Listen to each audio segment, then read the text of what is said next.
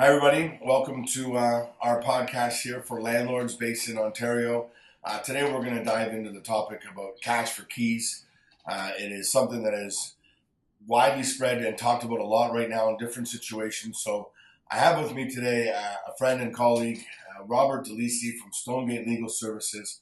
He's going to chat with us from the professional side about this, about what exactly is cash for keys, to break it all down for you, the benefits to using it and why we would and when we would, basically. So without further ado, everybody, Robert Di Lisi from Stonegate Legal Services. How you doing? Good. Hi, everyone. Rob Di Lisi, Stonegate Legal Services. We are licensed paralegals. We only do landlord and tenant matters.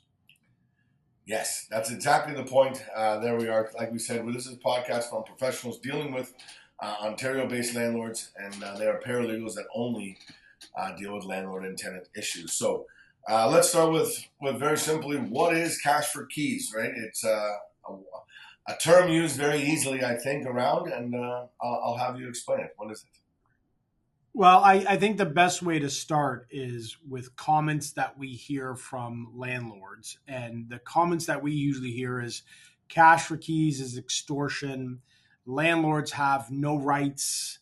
I have no control of my own property. I don't want to reward the tenants by giving them money. Is cash for keys even legal? I hear that all the time. And the law is all for the tenant, and simply it's not fair. The thing is that cash for keys being a settlement, it happens everywhere. If you get into, if anyone gets a traffic ticket and you go to the court, there's a settlement. You try to work out a deal so that you don't have to go in front of a judge or an adjudicator. Well, cash for keys is the same thing. It is a process where a landlord offers a financial incentive to the tenants or the occupants in exchange for vacating the property voluntarily and returning the keys. The arrangement often is used in situations where landlords want to avoid the time, the expense, and the potential legal implications of evicting a tenant through the legal court system. The amounts offered for cash for keys varies depending on the factors such as local rental market, the condition of the property, and the negotiations between the parties involved. The ultimate goal is to get something called an N11 signed, which is a mutual agreement to end the tenancy. So keep that in mind, is that the purpose of this is just to make the process quicker of getting the tenants out. Let's get into, why would a landlord want to have to pay somebody to leave their property? You know what I mean? Like we said, it's been a lot of money. The word extortion was used by you, and for some of your clients have said to you. And yeah, I've heard numbers being requested upwards of $50,000, and landlords paying Yep. lots of sums of money to exactly that, to get their property back. Right. So here's the thing, is that cash for keys most of the times is not a necessity, but sometimes it is a necessity. So I'll give you the perfect example of when it is a necessity. So let's say, Kevin, you have a listing of a property. It's a tenanted property, and the tenant that lives there doesn't want to move out. Well, under the law, the landlord has the right to sell the property. Okay. However, the tenant controls the showings. The tenant must consent on pictures. The tenant must consent on video. On top of that, in the agreement of purchase and sale, on clause number 2, it specifically says that the landlord shall guarantee vacant possession. How do you guarantee vacant possession on a tenanted property? So this is where it triggers something. Once the property is sold firm, the landlord can give legal notice, which is called an N12. It's a minimum 60 days notice. It comes with a 1 month's rent compensation. But I want everyone to note something.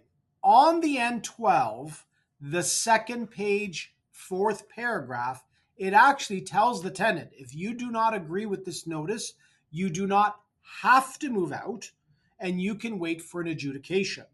Well, right now, things are starting to get better in the LTB, but I'm still going to tell you that it takes approximately 6 to 8 months just to get to the board.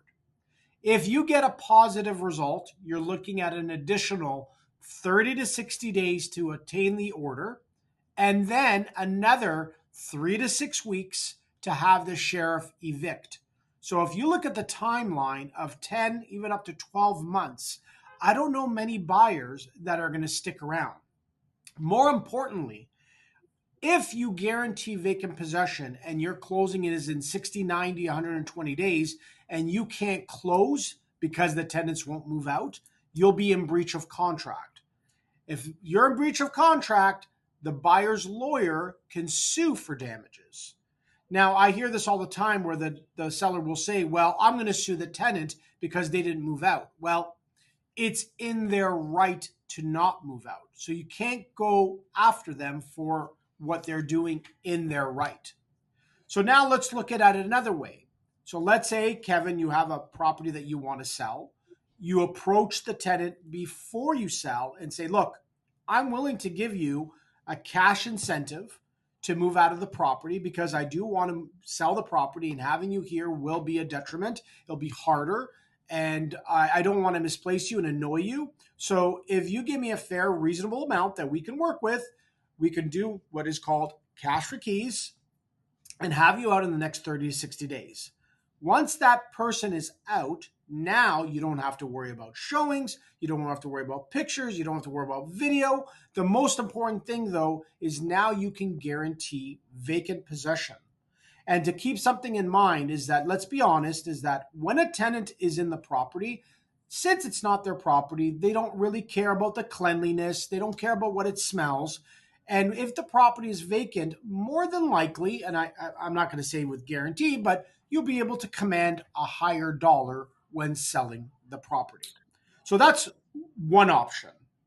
Okay. Yeah, I was going to say that's definitely an episode for another day. Is selling the property, or a tenanted property, whether it's again vacant, which is the best way to do it for ways you just mentioned.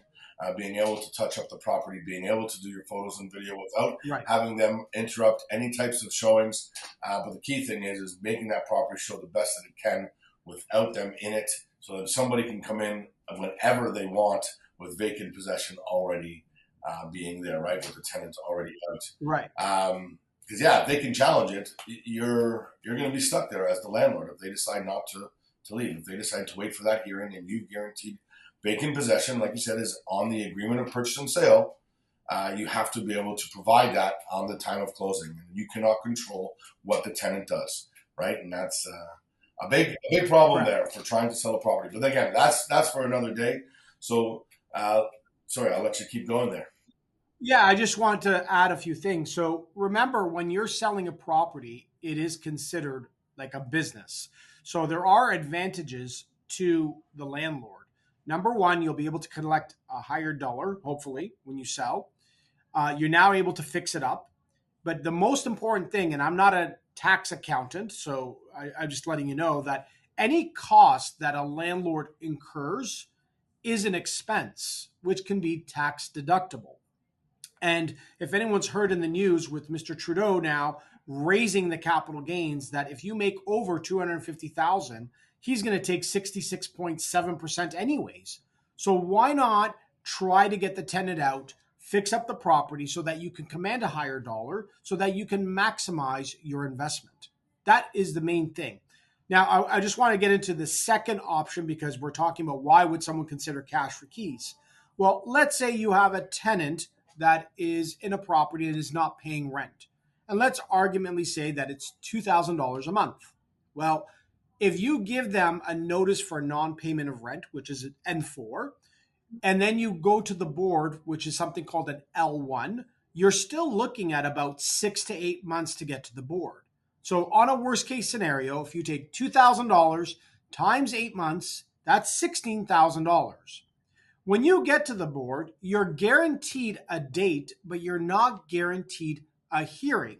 And the reason why I say that is because of the backlog. So there's a possibility they will adjourn or postpone your matter another 3 to 6 months. Moreover, even if you get a positive result, remember, it's going to take about 30 to 60 days to get that order. That means you're adding another 2 months of rent not paid. And then depending on where the property is, 3 to 6 weeks for the sheriff.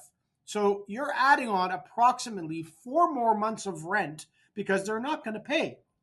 Where if you do a cash for keys, you can say, I will forgive what is owed right now, plus I'll give you an additional whatever to leave the property so that they can go somewhere else. So those are the main two scenarios where cash for keys is going to be a choice for the landlord to use.